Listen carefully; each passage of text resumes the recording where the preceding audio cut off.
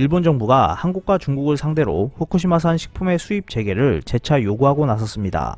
NHK에 따르면 모테기 외무장관은 아세안 한중일 외교 화상회의를 통해 일본산 식품의 안전성은 과학적 근거에 의해 확보되고 있다고 주장하며 후쿠시마 제1원자력 발전소 사고 후 일본산 수입 규제를 계속하고 있는 한국과 중국을 향해 조속한 규제 철폐를 요구했습니다. 한국 정부는 지난 2011년 3월 동일본 대지진 당시 후쿠시마 원전 폭발 사고가 발생한 이후 방사능 오염 등을 우려해 인근 8개 현의 수산물 수입을 전면 금지하고 있는 상황입니다. 일본 정부는 이 같은 한국의 조치가 부당하다며 2015년 5월 세계무역기구에 제소했으나 WTO는 지난해 4월 한국 정부의 조치가 타당하다는 판결을 내렸습니다. 그러나 그 이후에도 일본 정부는 한국을 비롯해 후쿠시마산 수산물의 수입을 금지하고 있는 국가들에게 규제 철폐를 요구해왔습니다. 이런 가운데 후쿠시마산 식품 수입을 규제하고 있는 국가나 지역은 한때 54곳에 이르고 있었지만 일본의 끈질긴 로비 끝에 동남아시아와 중동, 유럽연합 등이 규제를 완화하거나 철폐한 것으로 나타났으며 현재 규제하는 곳은 그 절반 이하로 감소된 것으로 확인됐습니다. 일본 정부는 그동안 국제회의 등을 통해 아직 과학적 근거 없이 후쿠시마산 식품의 수입 규제를 유지하는 나라가 있다고 주장하고 한국 등을 공격해왔습니다.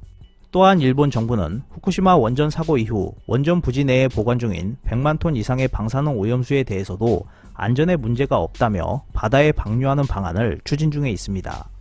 모테기 일본 외무상의 발언에 일본 네티즌들도 다양한 반응을 보였습니다.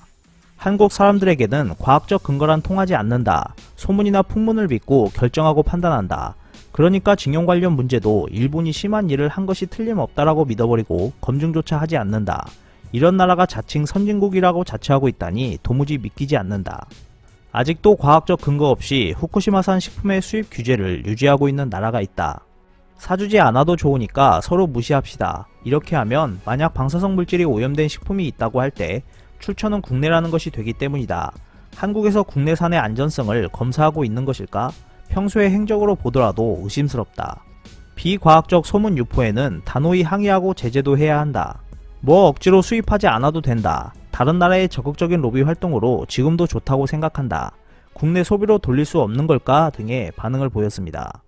일본 네티즌들이 바라는 것처럼 후쿠시마산 식품을 팔기 위해 타국의 로비 활동을 하는 대신 그 식품들을 일본 국내 소비로 이어질 수 있도록 일본 정부가 적극적으로 노력해주길 희망합니다. 오늘 준비한 소식은 여기까지입니다. 끝까지 시청해주셔서 감사합니다. 오늘도 즐겁고 멋진 하루 보내세요. 다음 영상에서 뵙겠습니다.